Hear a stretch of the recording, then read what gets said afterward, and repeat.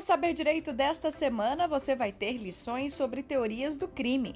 Entenda as escolas casual clássica e neocantista e aprenda sobre as teorias finalista do crime, funcionalista teológica e funcionalista sistêmica do crime.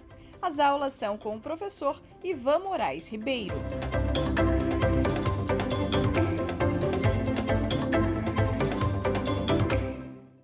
Novamente, sejam bem-vindos ao Saber Direito.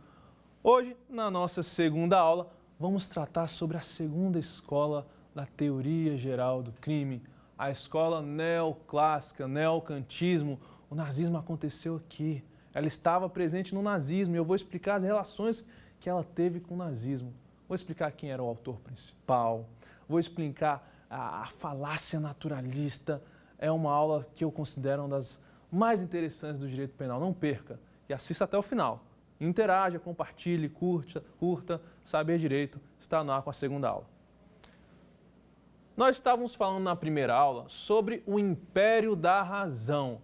A razão dominava, mandava, era o principal método de conhecimento existente, o método racionalista das ciências naturais, o método da física, da matemática, da biologia. Esse era o método que dominava.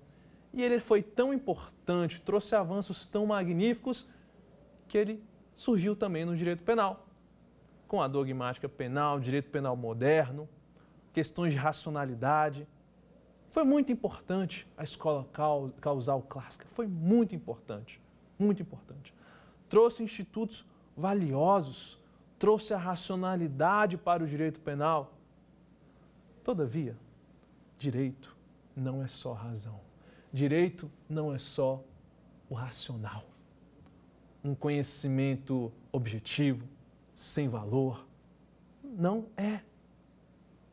O tipo de conhecimento que o direito tem é um tipo de conhecimento que não se explica apenas com o pensamento das ciências naturais.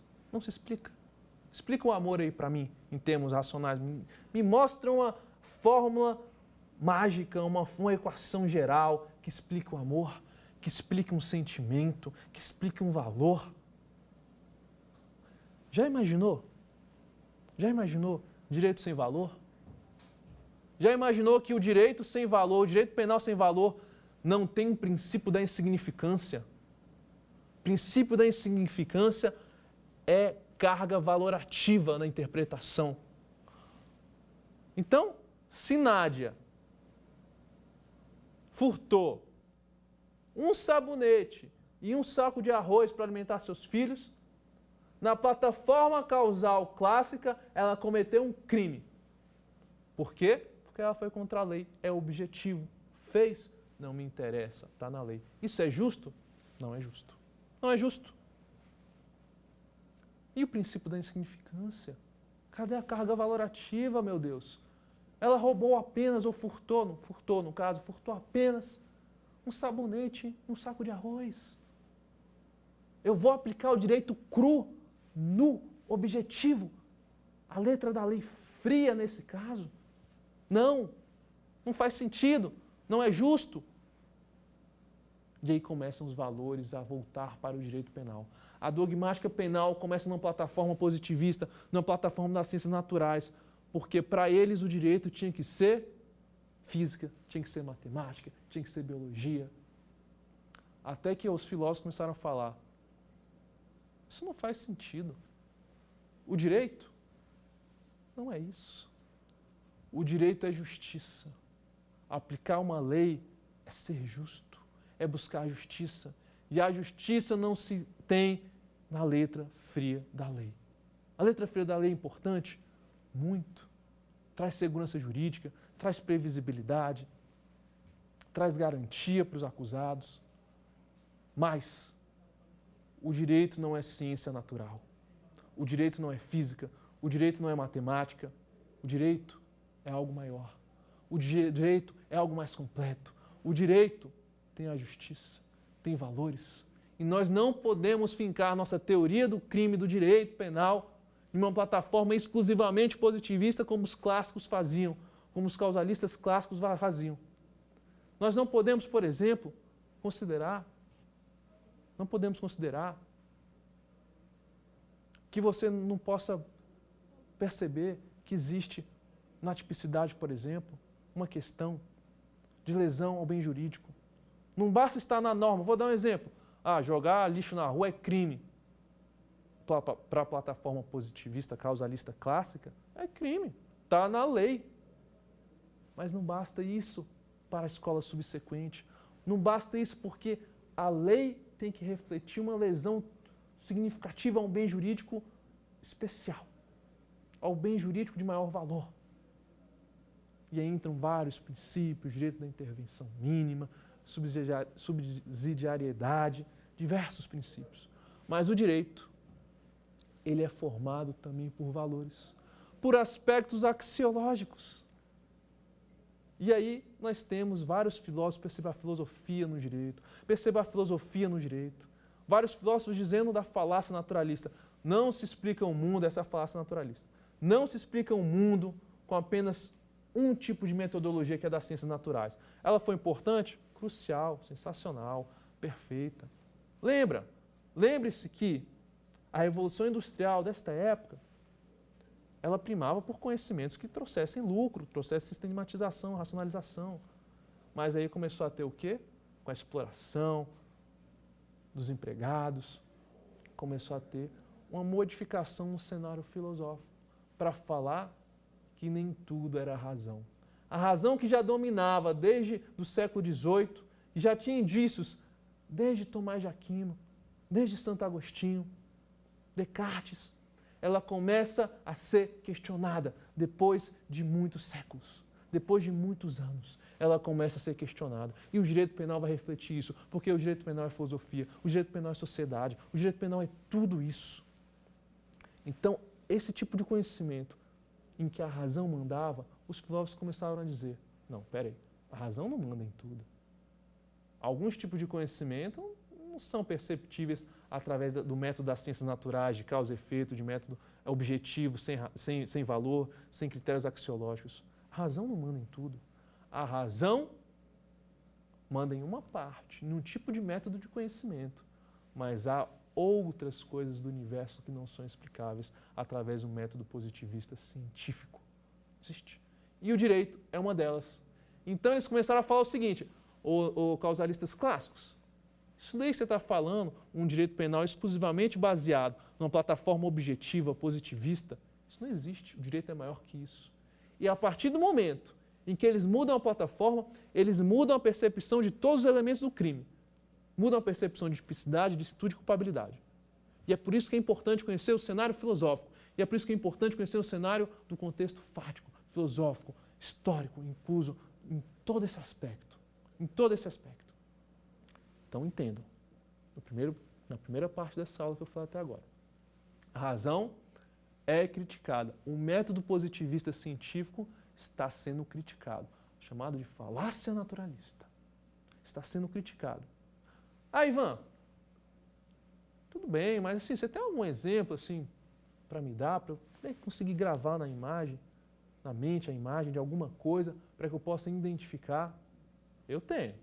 E você nunca mais vai esquecer. E eu vou falar de pintura, de artes plásticas. Sabe o que você vai lembrar agora?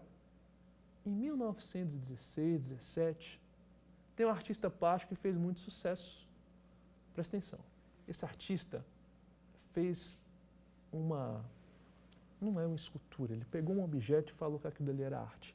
E era um mictório, foi o Duchamp, que alcunhou de a fonte. Lembra? Todo mundo lembra daquele objeto que ele colocou no museu e falou, isso daqui é arte. Ele estava incluso num movimento chamado de dadaísmo, de falar, ciência não é arte não, hein? A arte é muito superior a isso. Nos períodos anteriores, a arte queria imitar efetivamente a realidade. Vou pintar perfeitamente como uma fotografia. Chegou em 1900, estamos aqui no cenário de 1900, tá? 1900, ok? 1900, 1910, 1920. Chegou esse cenário, artes plásticas falou o seguinte, olha só, dadaísmo. Ciência aqui não entra na arte, a arte é muito mais do que imitar a realidade. arte tem valor. Inclusive este mictório que eu vos trago aqui, isso é arte. Mas uma das pessoas que melhor disse isso de maneira mais clara chama-se o poeta Fernando Pessoa. E eu faço questão de ler um pequeno trecho dessa poesia e trago esse livro, um dos livros de poesia mais famosos de Fernando Pessoa, que ele traz. E eu vou ler um livro sobre que ele escreveu, esse trecho da poesia, no pseudônimo de Alberto Caeiro, O Guardador de Rebanhos. É um trecho muito pequeno que eu vou ler desse poema. É um poema relativamente grande, mas um poema muito bonito e que expressa qual que era a filosofia da época. O Guardador de Rebanhos foi escrito em 1911, 1912. Ele diz assim: creio no mundo como o mal me quer, porque eu vejo, mas não penso nele. Porque pensar é não compreender. Olha ele batendo aqui no pessoal que só queria pensar como era o mundo. O mundo não se fez para pensarmos nele. Pensar é estar doente dos olhos. Mas para olharmos para ele, estarmos de acordo. Eu não tenho filosofia, eu tenho sentidos. Se falo na natureza, não é porque saiba o que ela é, mas porque a amo. E amo-a por isso. Porque quem ama nunca sabe o que ama, nem sabe por que ama, nem sabe o que é amar. E ele continua em trechos lindíssimos. A metafísica bastante, ele diz, há metafísica bastante em não pensar em nada. O que penso eu do mundo? Sei lá o que penso do mundo. Se eu adoecesse, pensaria nisso. Que ideia tenho eu das coisas? Que opinião tenho sobre as causas e os efeitos? Ele falando efetivamente aqui da teoria positivista, científica. Que tenho eu meditado sobre Deus e a alma e sobre a criação do mundo? Não sei. Para mim, pensar nisso é fechar os olhos e não pensar. É correr as cortinas da minha janela, mas nela não tem janelas, não tem cortinas. O mistério das coisas? Sei lá o que é mistério. O único mistério é haver quem pense no mistério. Quem está ao sol e fecha os olhos, começa a não pensar o que é sol e a pensar muitas coisas cheias de calor, mas abre os olhos e vê o sol e já não pode pensar em nada, porque a luz do sol vale mais que os pensamentos de todos os filósofos e de todos os poetas.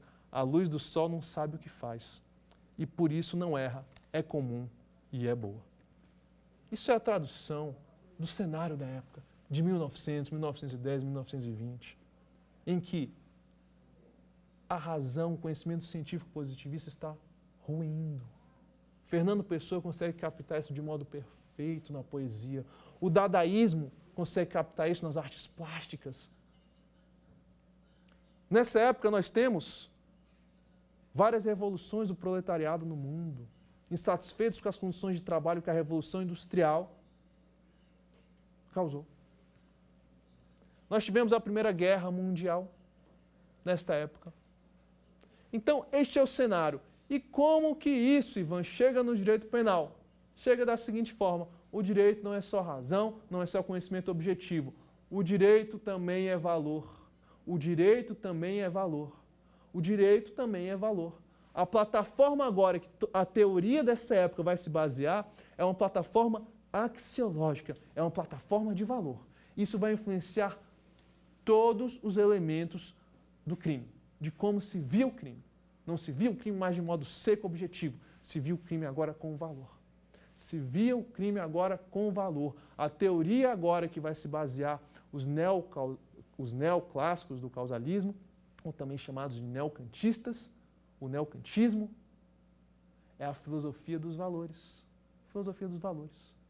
Um dos livros famosos da época também de filosofia, perceba, direito é filosofia, chama-se Filosofia do Direito, do Red Brush. Ele vai dizer exatamente isso. Ele vai dizer o seguinte, vou ler para vocês um trecho também. Um trecho pequeno, curto.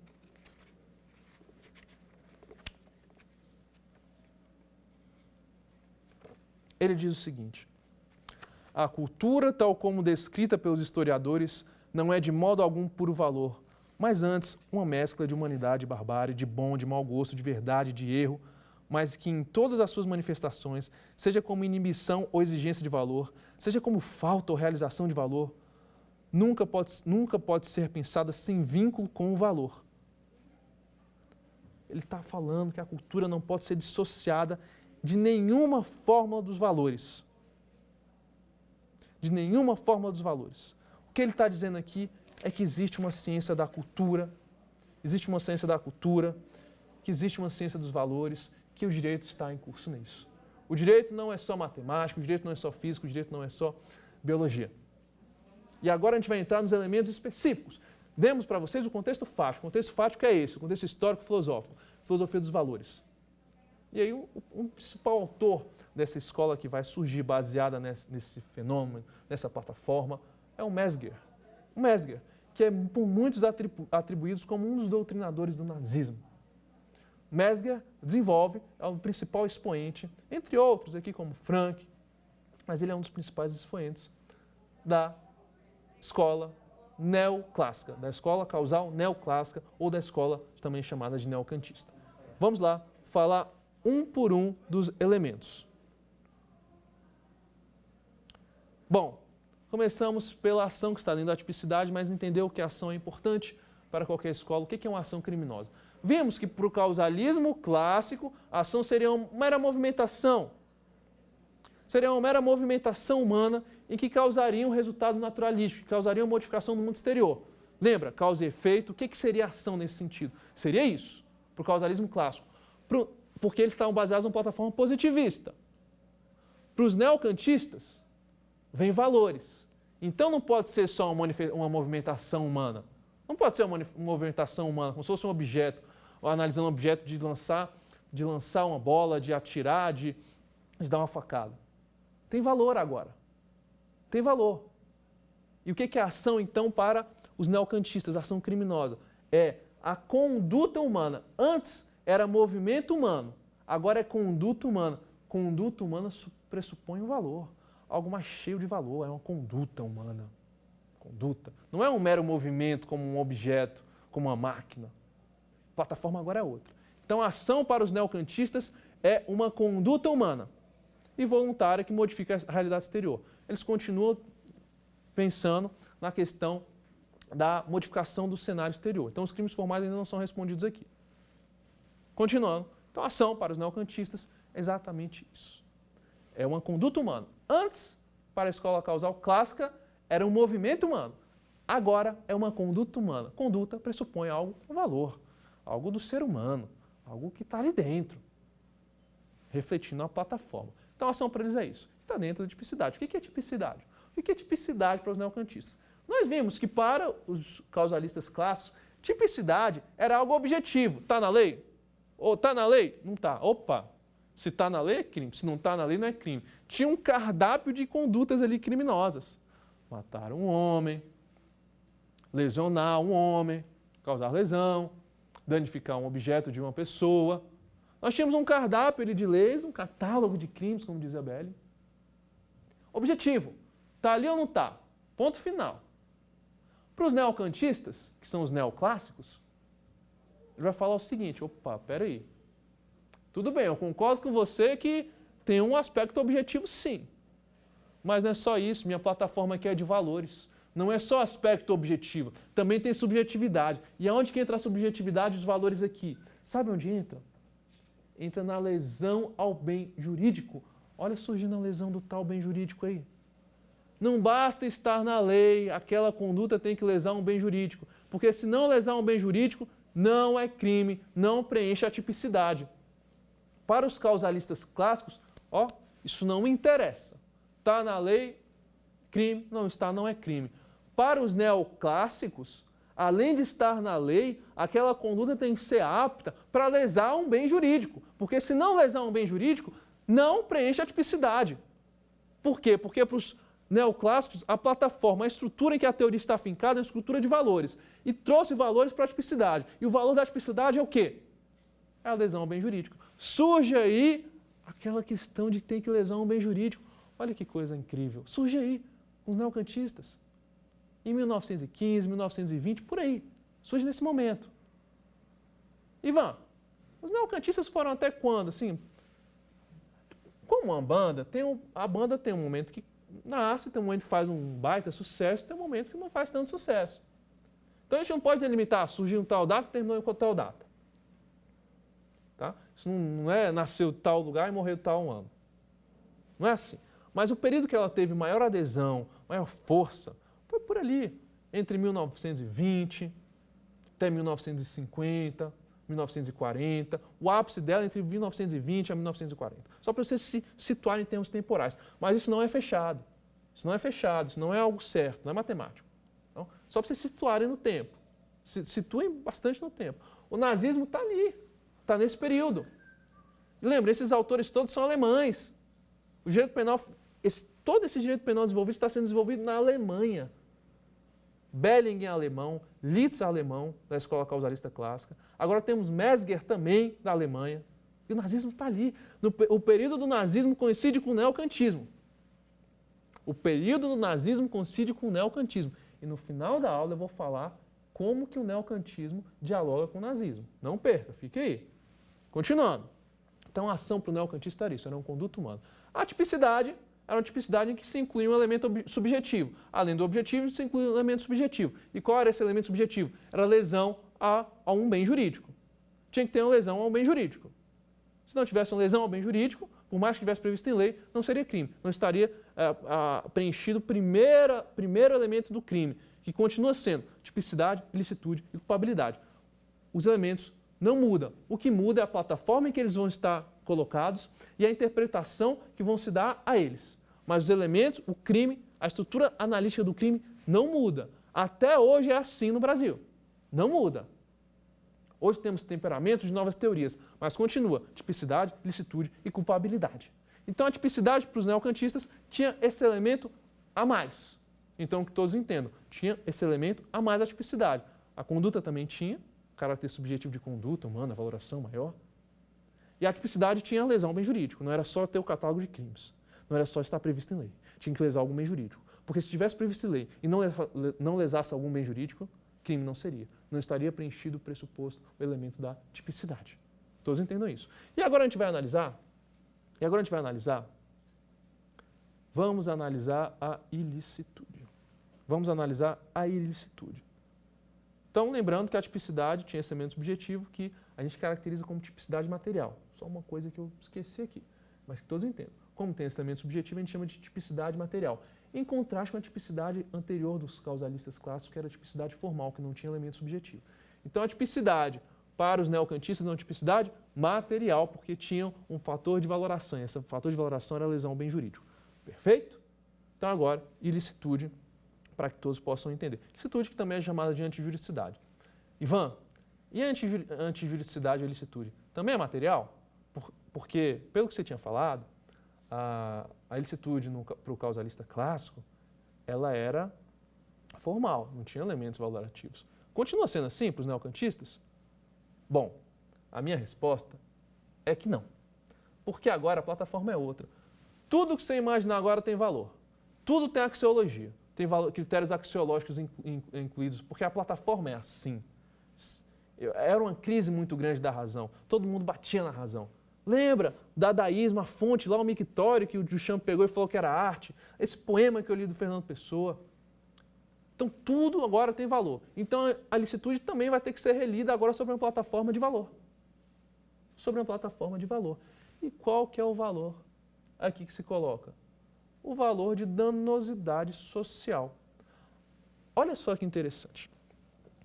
Olha só que interessante. A ilicitude, o que é a ilicitude? É você cometer um crime, ou seja, está na lei a tipicidade, você cometer um crime e esse crime é ilícito quando ele lesa o ordenamento jurídico como um todo. Isto é, quando não tem uma causa que exclua a ilicitude, como uma legítima defesa. Então, numa legítima defesa, você comete o crime, a tipicidade está ali. A tipicidade está ali, o elemento da tipicidade.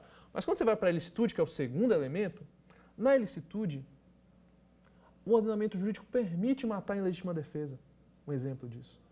Então, quando eu analiso a ilicitude, eu estou analisando se um fato ele é permitido pelo ordenamento jurídico como um todo. Se aquele fato típico que você cometeu, o ordenamento jurídico permitiu que você cometesse. seja em legítima defesa, em estado de necessidade. Então é isso. Ilicitude é isso. Mas para os neocantistas, tem um fator a mais, que além de ser isso, o ordenamento jurídico não tem que permitir para ser antijurídico, né, é contrário ao ordenamento jurídico como um todo, ou seja, não tem causa que exclua a ilicitude, de modo que não seja crime. Além de ser isso, eles colocaram ainda o seguinte requisito: tem que ter danosidade social. Tem que ter danosidade social. Eu vou dar um caso para vocês agora, que causa muita controvérsia, que é muito interessante e que hoje os tribunais ainda não se manifestaram de forma assertiva sobre o tema. E é um caso que causa muita controvérsia porque é caso de Lei Maria da Penha. Toda vez que a gente fala de Lei Maria da Penha, causa muita controvérsia. Mas é bom para estudar. Então vamos falar sobre esse caso para que, com certeza, na prática, vocês já viram isso. Vocês já viram isso, vocês vão conseguir entender o que eu estou dizendo sobre ilicitude material e formal. Atenção, atenção. Um determinado sujeito brigou com sua esposa, sua companheira, sua esposa, sua mulher, moram juntos, coabitação. Brigou. Mas brigou, xingou e tudo mais, a mulher ficou chateada, saiu de casa, falou para os pais falaram: não, minha filha, pelo amor de Deus, você não pode suportar isso, vai na delegacia. Ela foi na delegacia e falou: só, acontecendo o seguinte, isso. O escrivão, o delegado, mostrou para ela que ela tinha direito à medida protetiva e perguntou se ela queria. Ela falou: quero. Ele me xingou, eu quero. Não estou me sentindo seguro, eu quero. Que ele não se aproxime de mim, pelo menos. Então, foi deferida a medida protetiva pelo juiz. Perfeito? Medida protetiva. O sujeito que tem a medida protetiva, ele não pode chegar perto da mulher. Contra ele tem a medida protetiva. Não pode chegar perto da mulher. Passou um mês e meio, passou 2 meses. Olha só, passaram-se 2 meses. A mulher manda mensagem para ele: amor, estou com muita saudade, eu errei, eu não deveria ter ido na polícia, você também errou. Mas assim, vamos esquecer isso. Volta para mim, volta para sua casa, para os seus filhos. Eu não aguento mais viver sem você. Não aguento mais viver sem você, tá difícil. Assim, vamos tentar recomeçar a vida? Vamos tentar recomeçar a vida? E o sujeito tem uma medida protetiva contra ele. Ele recebe a mensagem, chora, fica feliz, e volta para casa imediatamente. Sai da casa da mãe, pega as coisas e volta para a casa dele, para a esposa dele. O vizinho veio, o vizinho sabia que tinha medida protetiva contra ele. Liga para a polícia. Polícia, tinha uma medida protetiva, o fulano está entrando na casa da mulher. A polícia chega lá correndo, prende ele. Ele cometeu um crime? É a pergunta que eu faço. Ele cometeu um crime em voltar para casa e quebrar a medida protetiva? Atenção. Esse é um caso que acontece hoje muito na prática. Aconteceu crime? Vamos analisar no sistema. Teoria analítica do crime. Primeiro elemento da teoria do crime. Fato típico. Existe na lei, perceba, existe na lei a conduta descrita como quebrar a medida protetiva, violar a medida protetiva, que é um crime? Existe. Há na lei Maria da Penha, se o sujeito violar a medida protetiva, ele comete crime. Então, o primeiro aspecto da teoria analítica do crime está lá, fato típico. Se eu for analisar pela escola causal clássica, eu paro aí. Mas se eu for analisar pela escola neocantiana, neocantista ou neoclássica, eu ainda tenho que perguntar: lesou algum bem jurídico? Lesou. Hoje, os feminicídios muito em alta, a proteção da mulher é uma situação que demanda cuidado. Então, lesou algum bem jurídico? Lesou. Lesou a decisão do juiz, lesou possivelmente a integridade física daquela mulher. Então, o tipo está ali, ele está protegendo um bem jurídico. Então, para a escola neocantiana, a gente também analisa a lesão ao bem jurídico. Lesou. Então, o primeiro elemento da tipicidade, fato típico, está preenchido. Né? Seja pela escola causalista clássica, seja pela escola kantiana. Aí vem para o segundo elemento. Olha só, o segundo elemento, estamos tratando da ilicitude. Estamos tratando da ilicitude. Há alguma causa excludente da ilicitude que permitiria ele quebrar essa medida protetiva? Que permitiria ele quebrar essa medida protetiva? Há, por exemplo, legítima defesa? Não há, não vejo. Há estado de necessidade? Não vejo. Há exercício regular do direito? Não vejo. Há estrito cumprimento do dever legal? Não vejo. Então, o fato dele foi contra o sistema, contra o ordenamento jurídico. O fato que ele cometeu é ilícito. É ilícito. Não tenho dúvida disso. Não tem uma causa que exclua a ilicitude dele. Foi contra o ordenamento jurídico. Não tem uma causa que permitisse que ele agisse daquela forma, como, por exemplo, matar em legítima defesa. O ordenamento permite que você mate para você não morrer. Mas quando ele quebrou a medida protetiva, não há causa excludente de ilicitude prevista na lei do direito brasileiro. Estou analisando aqui o ordenamento jurídico brasileiro, tá bom? Agora, presta atenção, porque essa é uma tese que muitos advogados estão colocando, que logo as cortes constitucionais vão ter que se manifestar sobre isso. Olha agora. Vista pela ilicitude formal, que é a contrariedade ao ordenamento jurídico, não tem causa que exclua a ilicitude. Agora, muitos estão dizendo, uma parte da doutrina diz, que quando a vítima, a mulher, consentiu e pediu para que ele fosse, ela estaria consentindo com aquele ato e abrindo mão automaticamente da medida protetiva. Que haveria ali um consentimento da ofendida.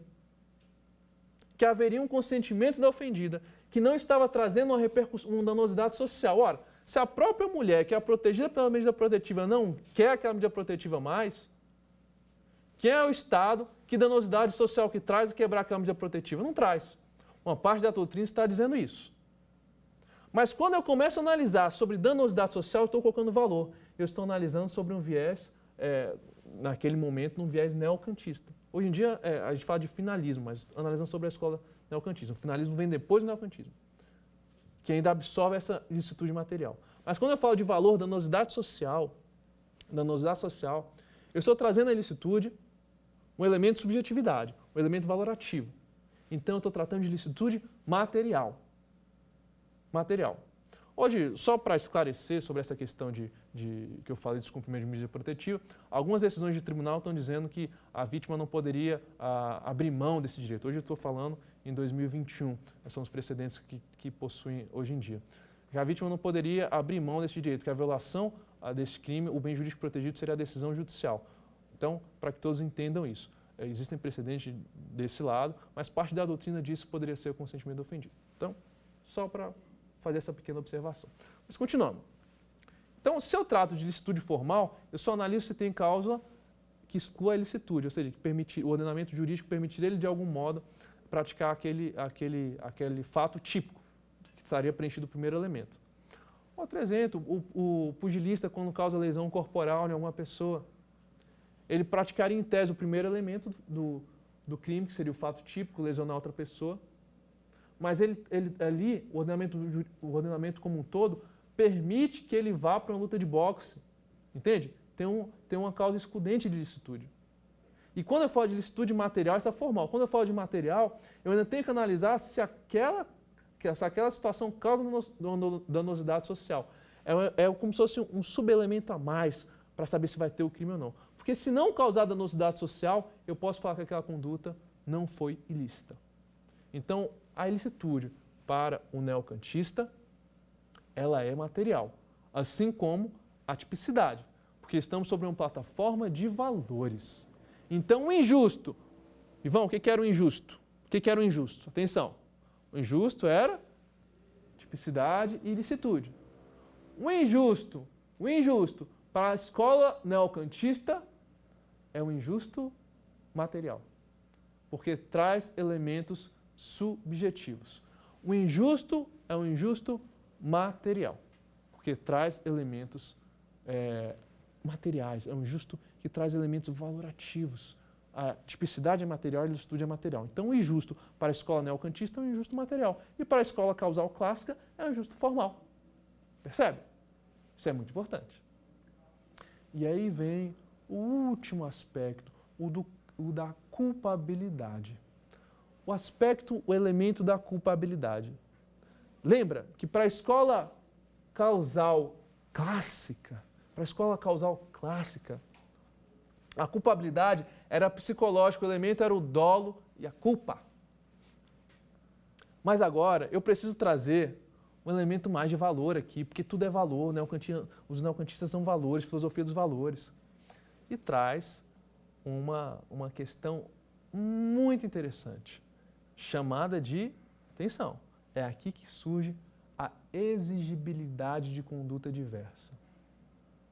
É aqui que surge a exigibilidade de conduta diversa E aqui também é colocado como modalidade da culpabilidade a imputabilidade. No causalismo clássico só tínhamos o dolo e a culpa. Agora nós temos a imputabilidade, nós temos a exigibilidade de conduta diversa e nós temos o dolo e a culpa. São 4 elementos, antes eram 2, agora eram 4, são 4 elementos agora. São 4 elementos agora. São 4 elementos. Lembre-se disso. Surge aqui a tal da exigibilidade de conduta diversa. É um elemento de valor, é um elemento normativo. Ele quer dizer que a pessoa, em determinada situação, tinha que conseguir não fazer aquele ato. Ela teria que estar em condições de ter agido de outro modo, mas ela escolheu o caminho do crime. Então, quando o fulano chega com o celular lá na agência bancária e mostra que a sua família está presa, se você não me passar a senha, o gerente do banco, chega para o gerente do banco, se você não me passar a senha dessas contas correntes todas, eu mato sua família.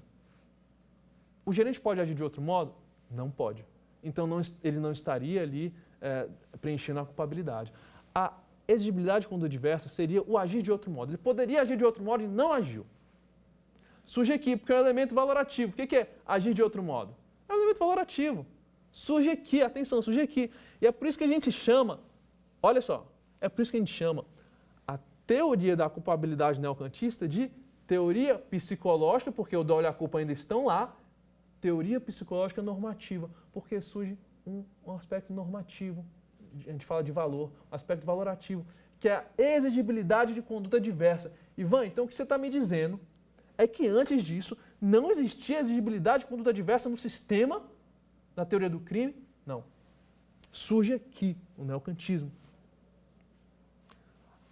Pensaram, gente, como é que a gente vai montar um sistema onde se a pessoa não pudesse agir de outro modo, continua sendo crime? Eu tenho que colocar alguma coisa no sistema, algum elemento aqui nesse sistema, que ela poderia ter a oportunidade de agir de outro modo e não agiu porque quis.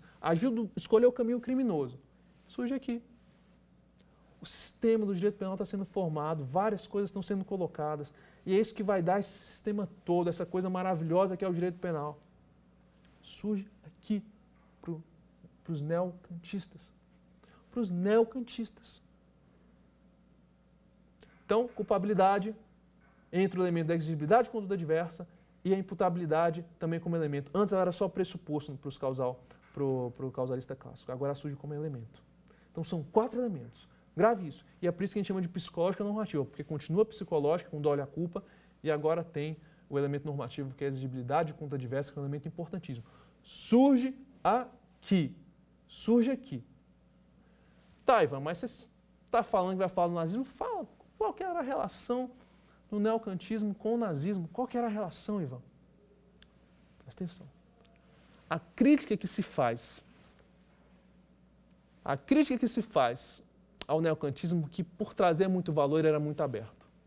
Ele era muito aberto, qualquer um podia usar ele. Era só falar, isso daqui é questão de valor. Define para mim danosidade social, que trouxe para ele estudo de material. Como é que eu defino isso? Um fulano pode definir de um jeito, outro do outro. E aí as pessoas que têm o poder começam a utilizar o direito penal como instrumento de poder, para falar o seguinte: danosidade social é isso, eu estou falando que é quem vai dizer o contrário. Estou falando que o valor é esse. Estou falando que os meus valores do nazismo são esses. Aqui dentro do meu país, danosidade social é isso. Os valores são meus. E aí você, quando abre o sistema, está abrindo, o valor abre o sistema. Quando você abre o sistema, você permite com mais facilidade que o direito seja dominado pelos instrumentos de poder, seja utilizados pelo quem está dominando o poder. E o nazismo utilizou isso, utilizou o direito penal a seu favor, se aproveitando da discricionariedade tão grande que os valores dão. Porque valor pode ser uma coisa aqui, outro valor, e um valor pode ser uma outra coisa lá. Então eles começaram a utilizar, vou ler um trecho aqui muito interessante, justamente sobre isso. Quem determinaria os valores que estariam protegidos pela dogmática neoclássica? Quem dominasse o discurso. Assim, Mesger, por exemplo, fundamentou a ilicitude material em um ato daninho ao povo e à raça alemã, mas também uma traição ao pacto que existia entre o líder e a comunidade do povo. Perceba, ele está falando que valor é isso, quem vai falar que é o contrário? Não, então, valor é uma coisa contrária. Não, não é. Quem define valor é quem tem o poder na mão. É por isso que existe uma crítica muito forte a essa plataforma de valores tão aberta, que é a plataforma neocantiana, que ela seria facilmente dominada pelos instrumentos de poder. Quando eu saio colocando tudo que é elemento, subjetividade aqui, valor acolá, eu posso falar, o valor é esse daqui, porque eu estou falando que é. Então, o valor é a proteção da raça alemã. Por que não é? Teve todo um discurso no nazismo de proteção à raça alemã, instauração de uma raça alemã, de uma raça pura. Quem vai dizer que não, já que era, possivelmente eles estavam dizendo que era a cultura de lá, os valores de lá. Não tinham limitadores. Por quê? Colocou-se muito valor em todos os aspectos aqui. Colocou-se muito aspectos valorativos. O bom de tudo fechadinho, que trazia os causalistas clássicos, é que, olha só, não pode não, porque isso daqui não está na lei, isso daqui é fechadinho mesmo, porque o ser é assim. Mas na hora que eu trago valor, eu abro o sistema. Lembre-se, direito penal moderno é sistema. Na hora que eu trago valor, eu abro o sistema. E eu estou bastante vulnerável ao direito penal ser tomado. Pelo grupo que detém o poder.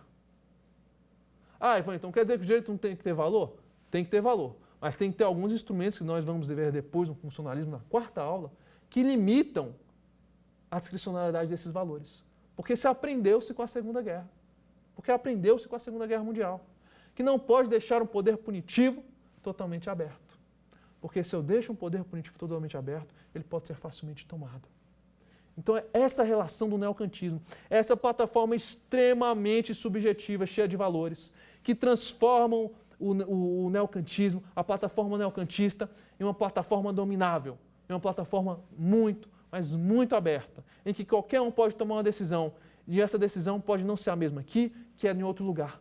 Isso causa uma insegurança jurídica, isso causa uma não igualdade, uma não isonomia, isso causa injustiça.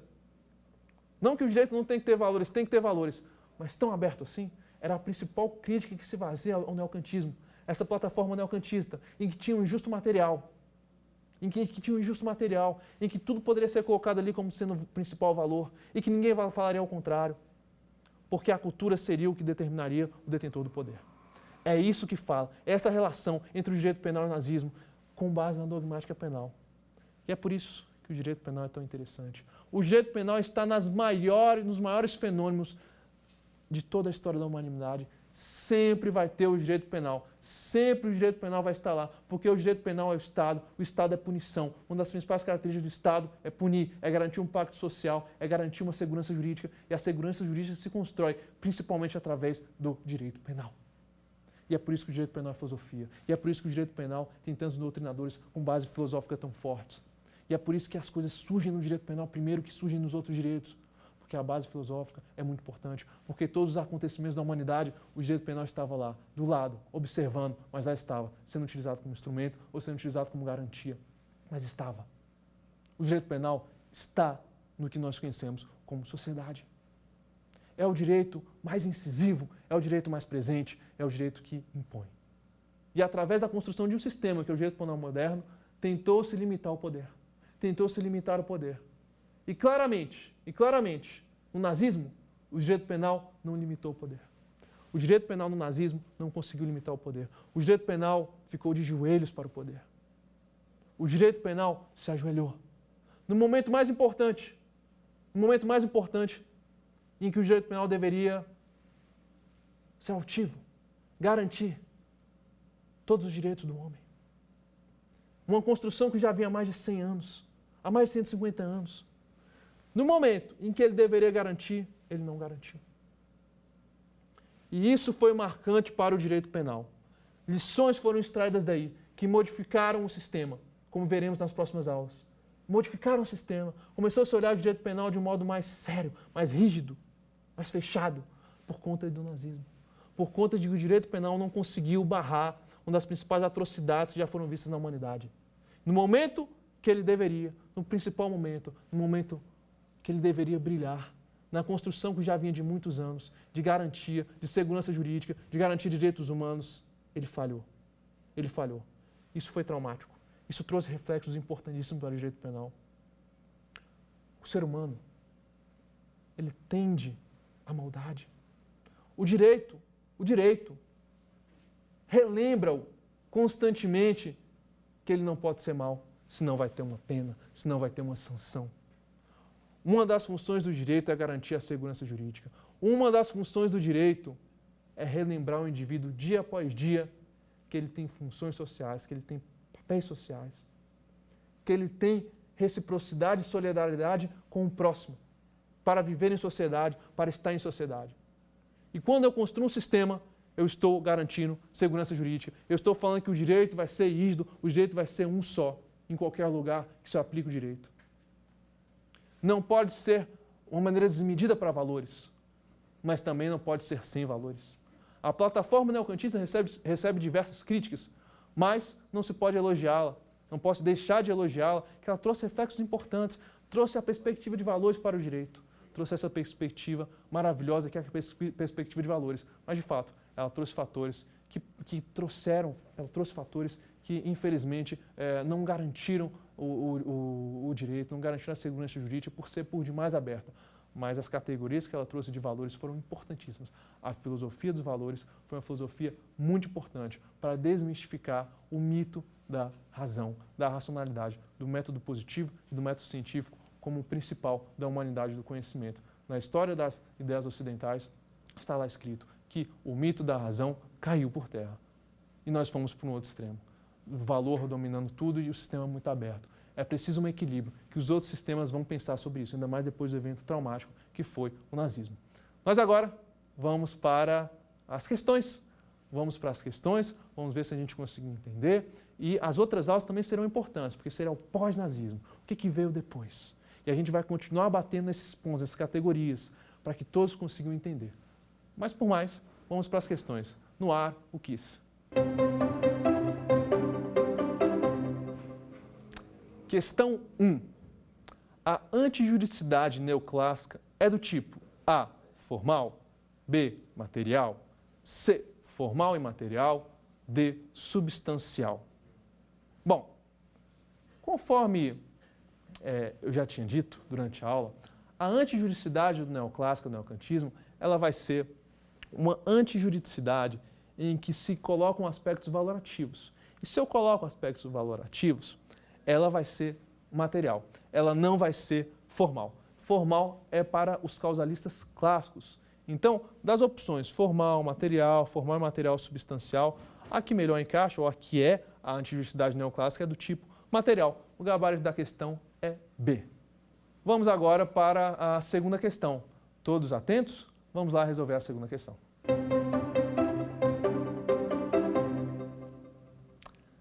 A teoria da culpabilidade adotada pela escola neocantiana ou neoclássica foi A, psicológica, B, substancial, C, psicológica normativa, D, normativa pura. Bom, a letra a teoria psicológica da culpabilidade, ela é para a teoria causal clássica, em que os elementos da culpabilidade eram apenas dolo e culpa.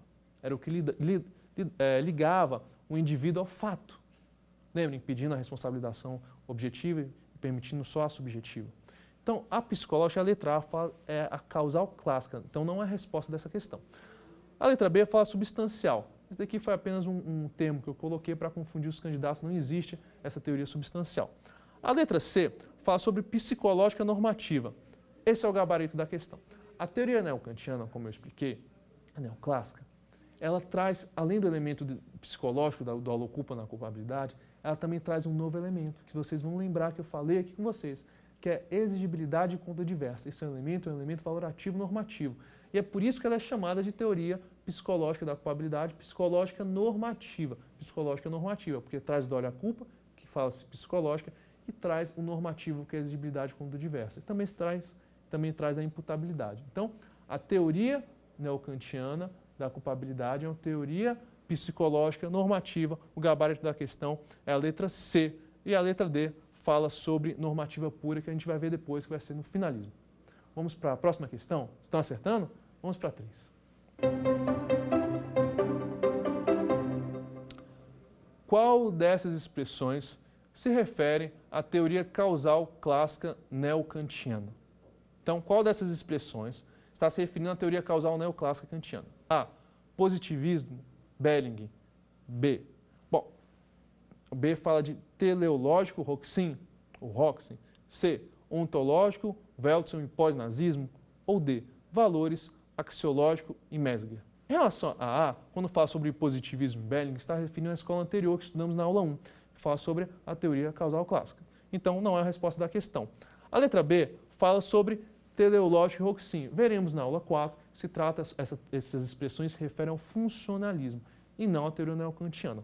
A letra C fala em ontológico, Veltson e pós-nazismo. Essas expressões, a gente vai ver na aula 3, se referem ao finalismo. Eu fiz questão já de antecipar essa questão para que todos já tenham conhecimento dessas expressões. E a letra D fala de valores, axiológico e Mesger. É exatamente isso que é a resposta da questão. O gabarito é esse. Então, é uma plataforma de valores, axiológico, e o principal expoente dela chama-se Mesger. Essa é a resposta da questão. Letra D. Então, na aula de hoje, nós vimos a escola neocantiana, escola neoclássica causal, causal neoclássica, que veio depois da escola clássica e tinha como principal expoente Mesger. Nós vimos os elementos na teoria analítica do crime, vimos o fato típico, né, tipicidade, a ilicitude e a culpabilidade. Vimos que a ilicitude é material, ao contrário da teoria anterior, que era formal. Vimos que a ilicitude é material, ao contrário da teoria anterior, que era formal. Então, o injusto aqui na teoria neocantiana é um injusto material. E material objetivo, porque o dolo e a culpa não estão aqui no injusto, estão só na culpabilidade. E que a culpabilidade é formada pelo dolo e a culpa, o elemento psicológico, e a imputabilidade e o elemento novo, a exigibilidade. A exigibilidade de conduta diversa é o elemento normativo, e é por isso que se alcunha a teoria que rege a teoria da culpabilidade neocantiana de teoria psicológica por ter o dolo e a culpa e normativa por ter exigibilidade de conduta diversa. E a imputabilidade também surge, antes ela era um pressuposto da pena na teoria causal, ela agora vem como elemento dentro desse elemento maior que é a culpabilidade. E na próxima aula falaremos sobre o finalismo. A escola pós-nazista, o que veio depois do pós-nazismo, veio o finalismo. Mas o que o finalismo falava? O que o finalismo vai propor? Esta escola que dominou diversos países, que trouxe o direito penal como um dominante dessa escola para diversos países. O Brasil adota o finalismo. O que será que o finalismo dizia pós-Segunda Guerra Mundial? O que será que o finalismo achava sobre o neocantismo? Como será que o finalismo vai trabalhar as categorias da tipicidade, da ilicitude, da culpabilidade? É a principal teoria. É uma das principais aulas aqui. Lógico que é toda uma construção. Você só consegue entender a aula 3 se você assistir a aula 2 e assistir a aula 1. Porque você consegue entender o arcabouço filosófico, histórico, passo por passo, até chegarmos ao finalismo. O finalismo é hoje a escola adotada no Brasil, ela que rege como se vê o crime no Brasil em termos de sistema de dogmática penal. Então é a principal aula, mas você só consegue entender se você assistir as outras duas. Para entender passo por passo, é um direito pós-nazista que começa lá atrás, com Veltson. Vou mostrar o livro para vocês de Veltson. É a principal escola, não percam, é uma aula importantíssima. Fiquem com Deus. Quer dar alguma sugestão de tema para os cursos do Saber Direito? Então mande um e-mail para a gente, saberdireito@stf.jus.br, ou entre em contato pelo WhatsApp. O número é esse que aparece na sua tela. Você também pode estudar pela internet. Acesse nosso site tvjustiça.jus.br ou pode rever as aulas no canal do YouTube TV Justiça Oficial.